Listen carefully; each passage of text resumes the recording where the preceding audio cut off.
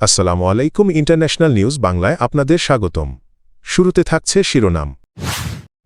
Iran আক্রমণ করে আইনি জটিলতায় ট্রাম্প ভবিষ্যৎ কি?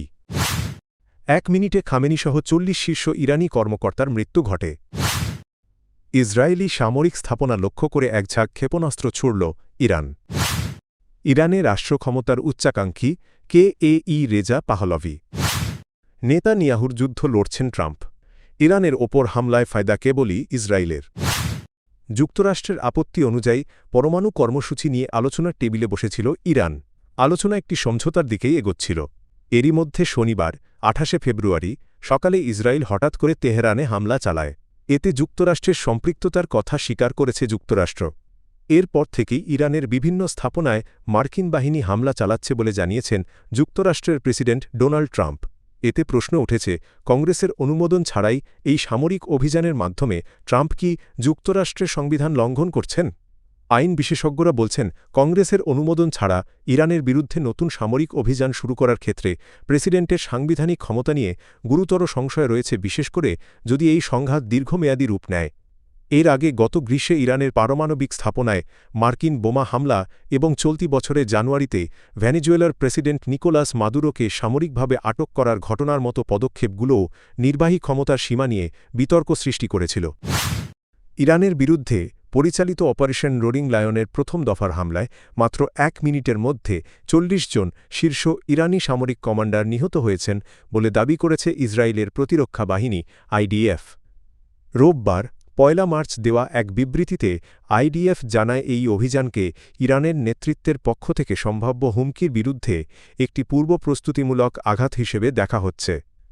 আইডিএফের দাবি অনুযায়ী অভিযানের শুরুতেই তেহরানের একাধিক স্থানে একযোগে বিমান হামলা চালানো হয়। সে সময় ইরানের শীর্ষ নিরাপত্তা নেতৃত্বের 7 জন সদস্য একই স্থানে অবস্থান করছিলেন। নির্ভরযোগ্য গোয়েন্দা তথ্যের ভিত্তিতে সমন্বিতভাবে এই হামলা পরিচালিত হয় বলে জানানো হয়েছে। পরবর্তীতে আইডিএফ নিশ্চিত করে ইরানের সশস্ত্র বাহিনীর প্রধান হিসেবে দায়িত্ব পালনকারী মেজর জেনারেল আব্দুল রহিম মোসাভি নিহতদের মধ্যে রয়েছেন। প্রতিবেদন অনুযায়ী ইরানের শীর্ষ রাজনৈতিক ও সামরিক নেতারা শনিবার সকালে তেহরানের একটি সরকারি কম্পাউন্ডে বৈঠকে বসবেন। এই তথ্য আগেই জানতে পেরেছিল সিআইএ। যুক্তরাষ্ট্র ওই গোয়েন্দা তথ্য ইসরায়েলের সঙ্গে ভাগ করে নেয় বলে দাবি করা হয়েছে। ইরানে ইসরায়েল ও যুক্তরাষ্ট্র এর যৌথ হামলার পর পাল্টাপাল্টি আক্রমণ অব্যাহত রয়েছে। প্রতিশোধমূলক অভিযানের অংশ হিসাবে ইরান সরাসরি ইসরায়েলের পাশাপাশি উপসাগরীয় আরব দেশগুলোতে যুক্তরাষ্ট্রের স্বার্থসংশ্লিষ্ট স্থাপনাগুলোকে নতুন করে লক্ষ্যবস্তু করছে। এরই ধারাবাহিকতায় রোববার 1 মার্চ ইসরায়েলি সামরিক স্থাপনায় একযোগে ক্ষেপণাস্ত্র ও ড্রোন হামলা চালিয়েছে Islamic Revolutionary Guard Corps IRGC.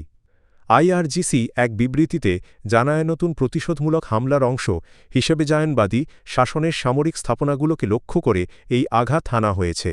একই সঙ্গে ফিলিস্তিনে ইসরায়েলের দখলকৃত ভূখণ্ড এবং মধ্যপ্রাচ্যে অবস্থিত মার্কিন সামরিক ঘাঁটিগুলোর বিরুদ্ধেও ক্ষেপণাস্ত্র ও ড্রোন ব্যবহার করা হয়েছে। বিপ্লবী গার্ড বাহিনীর দাবি এটি তাদের চলমান প্রতিশোধমূলক অভিযানের ষষ্ঠ ধাপ। এই হামলার মধ্য দিয়ে তেহরান স্পষ্ট বার্তা দিয়েছে যে ইরানের বিরুদ্ধে সামরিক পদক্ষেপের জবাব আঞ্চলিক পরিসরে আরও বিস্তৃত হতে পারে। তবে এসব হামলার বিষয়ে এখনও যুক্তরাষ্ট্র ও ইসরায়েলের পক্ষ থেকে আনুষ্ঠানিক প্রতিক্রিয়া পাওয়া যায়নি। ইরানের সর্বশেষ শাহ মোহাম্মদ রেজা পাহলভি জ্যেষ্ঠ পুত্র রেজা পাহলভি ইরানের সর্বোচ্চ নেতা আয়াতুল্লাহ আলী খামেনি মৃত্যুকে স্বাগত জানিয়েছেন। তিনি একে এক টিউবসম হিসেবে আখ্যা দেন। যুক্তরাষ্ট্রে নির্বাসিত রেজা পাহলভি সামাজিক যোগাযোগ মাধ্যম দেওয়া এক পোস্টে খামেনিকে আমাদের সময়ের এক রক্তপিপাসু স্বৈরশাসক বলে উল্লেখ করেন। তিনি দাবি করেন, খামেনির মৃত্যুর মধ্য দিয়ে ইসলামী প্রজাতন্ত্র কার্যত তার শেষ পর্যায়ে পৌঁছেছে এবং খুব শিগগিরই এটি ইতিহাসের অংশ হয়ে যাবে। রেজা পাহলভি বলেন, খামেনির কোনো উত্তরসূরি নিয়োগের চেষ্টা শুরু থেকেই ব্যর্থ হতে বাধ্য। তিনি ইরানের জনগণের উদ্দেশ্যে বলেন, এটি একটি জাতীয় উৎসবের সূচনা হতে পারে, তবে লড়াই এখনও শেষ হয়নি।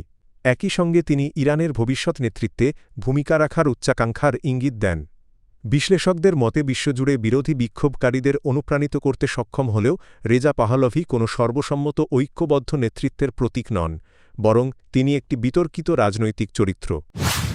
2026 সালের মে মাসে মধ্যপ্রাচ্য সফরের সময় আঞ্চলিক নেতাদের সামনে দাঁড়িয়ে মার্কিন প্রেসিডেন্ট ডোনাল্ড ট্রাম্প যুক্তরাষ্ট্রের পররাষ্ট্রনীতিতে এক নতুন যুগ এর ঘোষণা দিয়েছিলেন।